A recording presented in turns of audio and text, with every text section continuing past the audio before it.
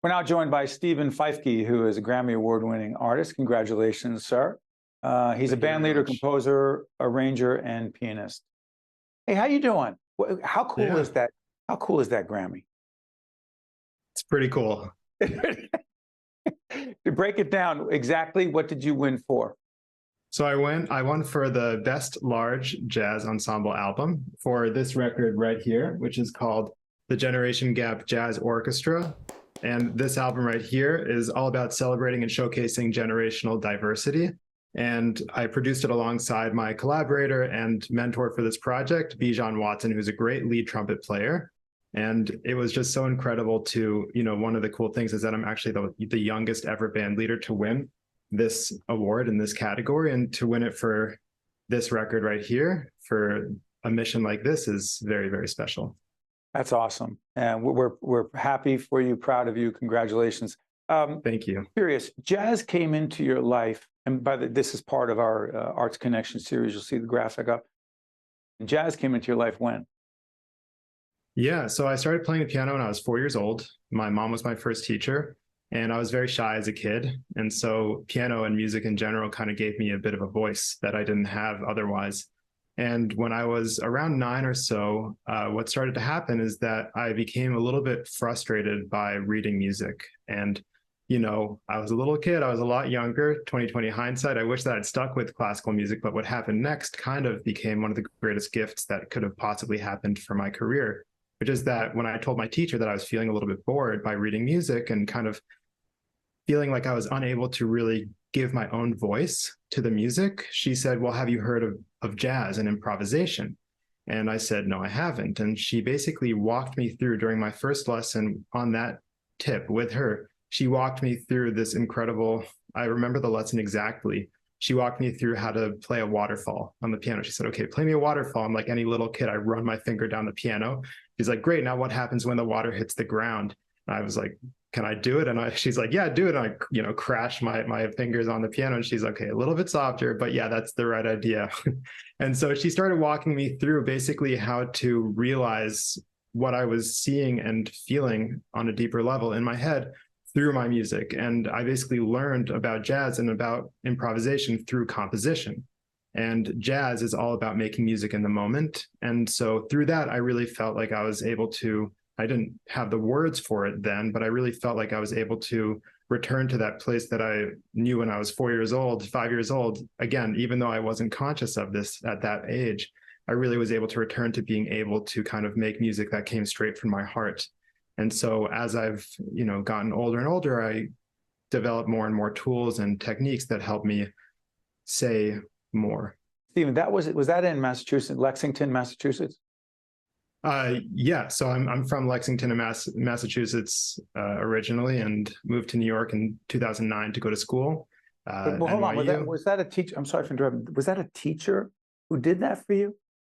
Yeah. Her name is Susan Capestro. I have to do this.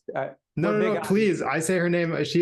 We keep in touch to this day. Her name is Susan Capestro, greatest teacher I ever had. Miss Capestro. Yeah. She saw something in you.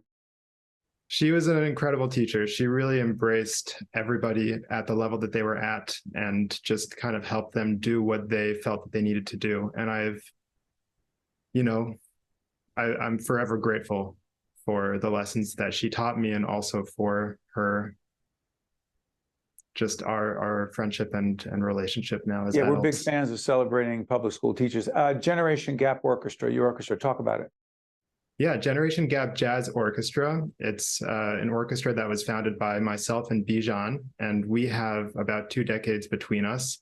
And so this is where we got the idea for the name Generation Gap. It was actually Bijan's idea to call the album and subsequently the band that... Tell everyone who your colleague is.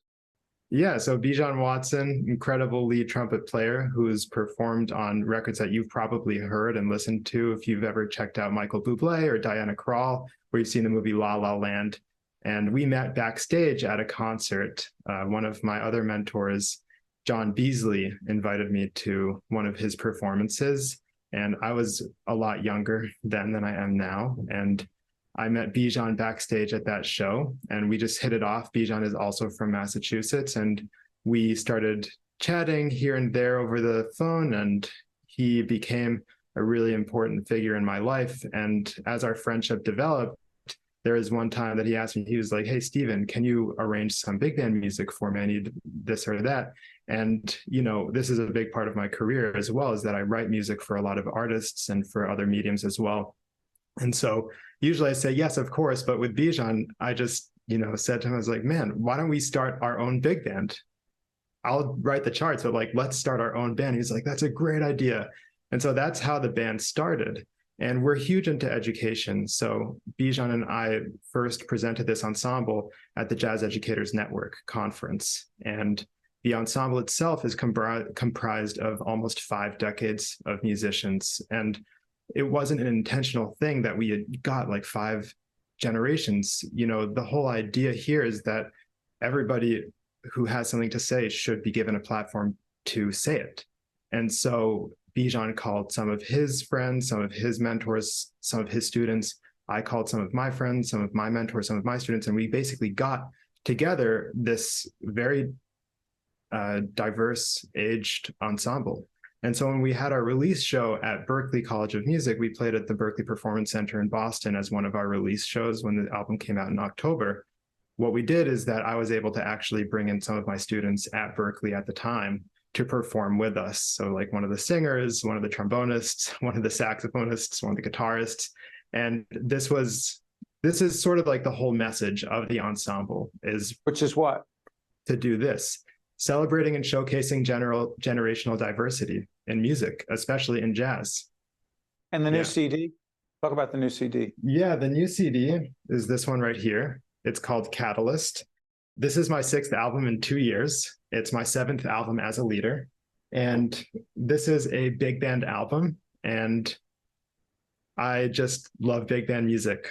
And so for me, this is a special album for a number of reasons.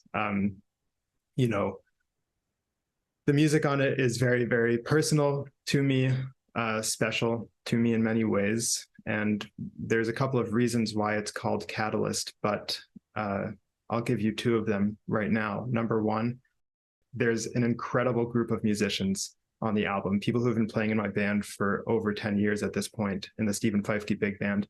And they are incredible musicians, but I just started thinking to myself, well, everybody's in the recording studio, everybody's on stage. What do they need to make the music actually happen? Because 18 people, it's a lot.